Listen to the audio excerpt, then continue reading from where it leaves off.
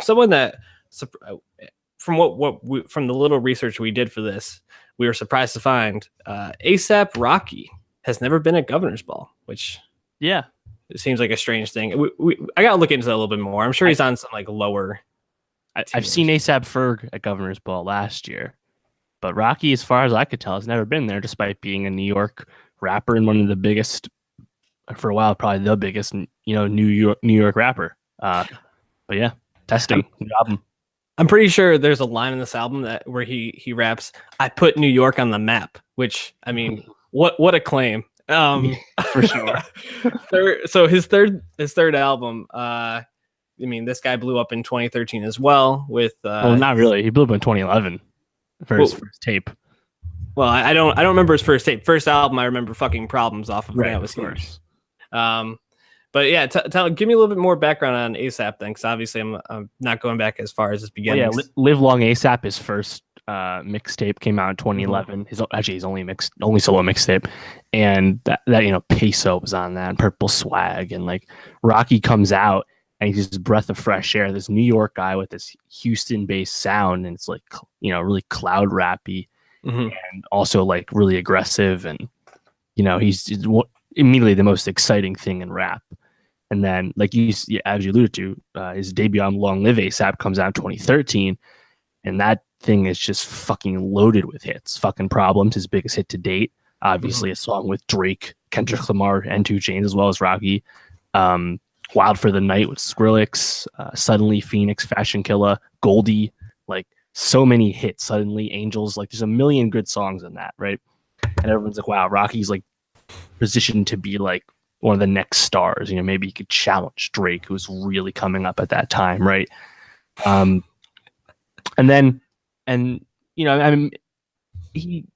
interesting thing though is he didn't have any really big chart hits from that besides fucking Problems, which was a top 10 song. But I mean, when you're on a song with Drake and Kendrick was just blowing up then too, it's tough to give Rocky a lot of credit for that one.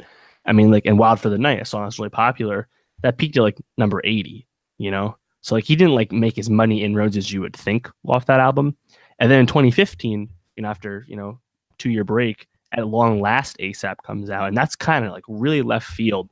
Like there's good cuts on that, like Wavy Bone, Electric Body, and this whole time he's had some really good collabs with Schoolboy Q, Electric Body being the most recent one. But he it was too long, there's too much bloat on it, and it was definitely like doubling down on the cloud rap, getting like really like atmospheric, but also like not progressing lyrically.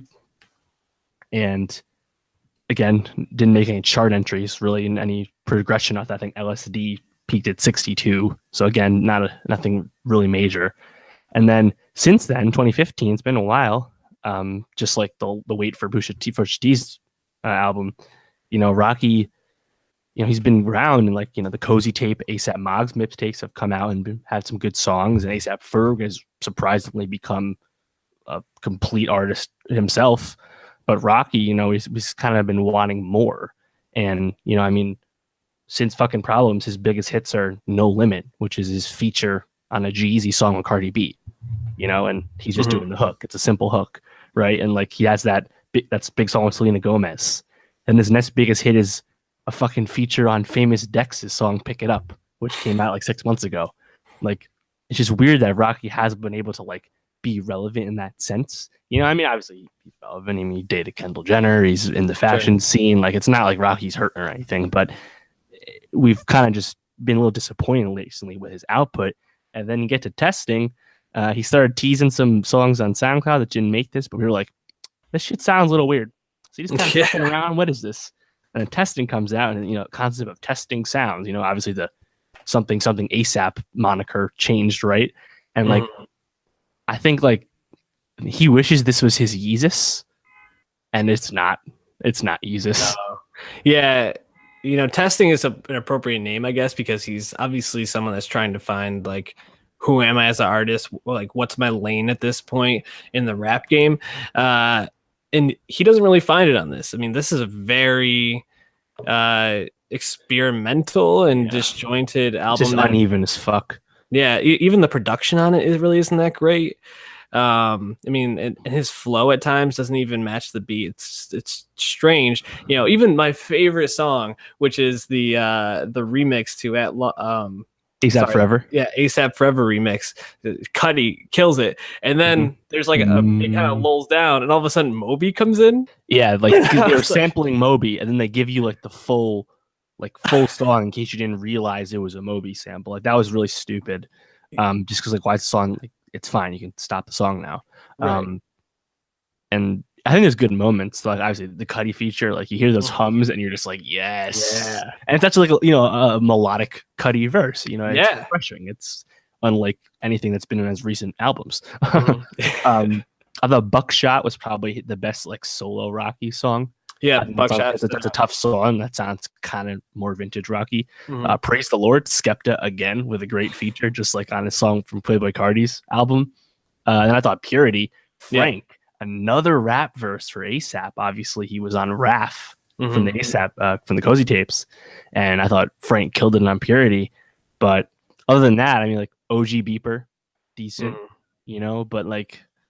I'm just disappointed because I know I to expect more from Rocky, and ever since Playboy Cardi joined Mixtape, Playboy Cardi has been hotter. It's just strange. I just don't understand like this weird bell curve Rocky's been on. It just doesn't make sense. Yeah, Rocky. I mean, I remember when fucking Problems blew up, I was like, oh, this guy's gonna be freaking huge. He's gonna be one of like the bigger names in rap for the foreseeable future. And I don't think that of him anymore. I kind of see him as an artist struggling to really get his feet under him and kind of figure out where he's going at this point. It's kind of not only disappointing, but it's kind of sad because I feel like there's a lot of potential that he just hasn't been able to really tap into yet. And maybe how much would you attribute to ASAP Yams passing? ASAP Yams, of course, was like the creative energy, creative force behind all of the mob. And I mean, he was really influential in making Rocky. Rocky was the first ASAP member to have any buzz whatsoever. And I mean, I'm not gonna totally discredit Rocky's contributions. Obviously it's on him, but like maybe he's still kind of a little aimless post Yams. Who knows? Could be. I mean shit, like I saw Rocky live in 2012, was it? I caught him on a stage dive. He says, "Bitch, don't touch my braids," but I touch the braids. Like I fucking love ASAP Rocky's great songs, and this is just a miss.